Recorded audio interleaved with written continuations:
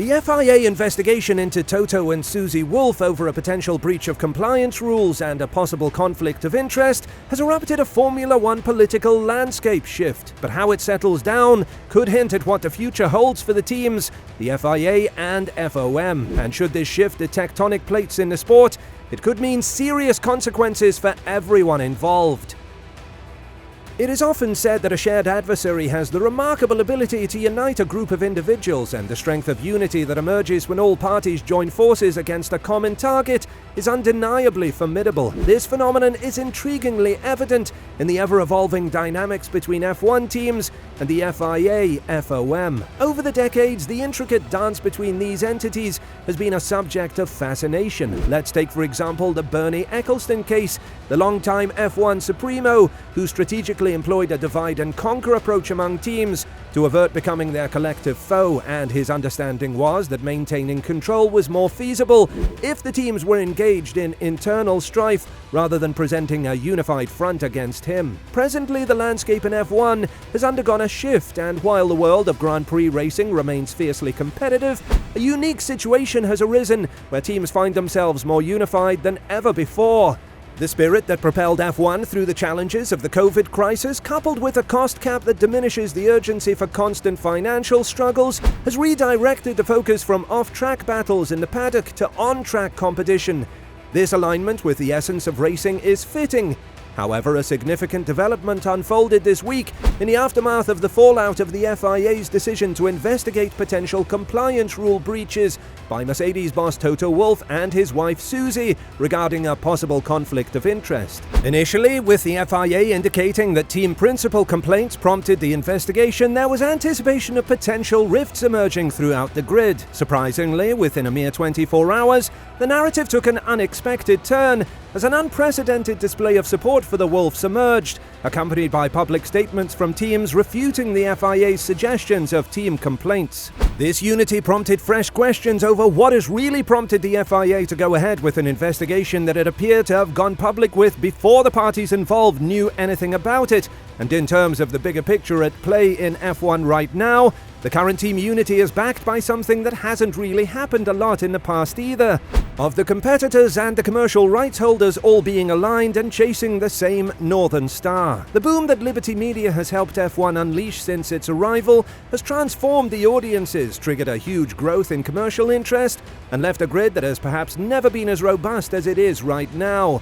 And from F1's perspective, the strength of the 10 current teams and the lack of backstabbing among them is something that it embraces rather than is afraid of. From the days when the FIA and FOM were as thick as thieves, things could not be more different now. The current scenario stands in stark contrast to the era dominated by Ecclestone and his divide-and-conquer strategies. Ecclestone's endeavours were significantly facilitated by the close alliance between himself and the FIA, both sharing a common adversary in the form of the teams, and this alliance between Ecclestone and the FIA reached its zenith during the Max Mosley era, where they adeptly sowed discord throughout the grid to ensure outcomes aligned with their desires. A notable instance was their success in dismantling the Formula One Teams Association, FOTA, during the 2010 threats of a breakaway, effectively putting an end to FOTA. However, the landscape has transformed since the days when the FIA and FOM were closely aligned. The recent actions taken by the FIA against the Wolffs, seemingly triggered by a lone media report from anonymous sources, raised questions about the approach taken by FIA President Mohammed bin Sulayem. There is speculation about whether his leadership style risks a direct clash with both the teams and FOM, and this year has witnessed bin Sulayem becoming a focal point of controversy. His remarks regarding a potential Saudi Arabian takeover prompted a stern response from FOM. Additionally, there has been a political struggle over new F1 team entries, with the approval given to Andretti and the surfacing of historical comments on his website that were criticized as sexist. Despite publicly stating he was stepping back from F1 involvement, his presence in the paddock has been as high profile as ever. He congratulated drivers in Parc Fermé and hands them their F1 medals on the podium. There has been further unease over his driver jewelry ban and growing questions about FIA probes. The FIA has also faced headaches over track limits policing, and then there was the summons of every team over eyewear protection at the F1 season finale.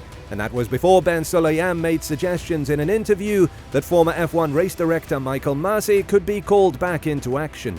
Against that backdrop and the latest Wolff development, it is no wonder paddock sources are questioning whether this run of action shows a governing body following due process and the letter of the law in everything it does, or if personal agendas are at play. In light of what has happened this week, the answer to the above question will likely only be cleared up if there is total transparency about the allegations, an explanation of the evidence it was based on, and the reasoning behind any decisions ultimately made, whether that is to drop the case entirely or take it further. What is clear, though, is that the patience of teams and FON is wearing thin. At a time when F1 is going from strength to strength, there is no desire for unnecessary troubles to grab the spotlight. The latest drama has again fueled talks of a breakaway championship, a topic which has reared its head several times this year, but has never really advanced. But the more these flashpoints keep cropping up, and the more that the patience of FOM in particular is tried, then the more likely it is that the role of the governing body will be called into question. And perhaps the louder the calls will come for the FIA's role in F1 to be pushed back to the minimum.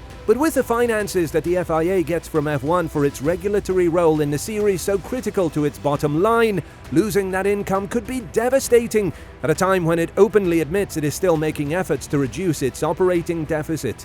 The Wolffs and F1 have every reason to feel annoyance for the way that their reputations have been dragged through the mud this week, but they are certainly not the only ones feeling that the FIA has to improve. As Red Bull team boss Christian Horner said in Abu Dhabi, "For the FIA, like any business or any team, there is always room for improvement in everything involved." The Wolff saga has put a spotlight on Ben Sulayem's actions like never before, though, and ahead of this weekend's FIA Gala, it will be fascinating to see how the situation develops there. From that, we should get a much clearer indication of whether the FIA sees itself as a crucial element of the triumvirate that can make Grand Prix racing even greater, or if it is comfortable to position itself as the tough landlord and be at risk of uniting the other two as their common enemy. That latter scenario is something that nobody wants to see, though, for it is clear that F1 can only be stronger if all three key players come together.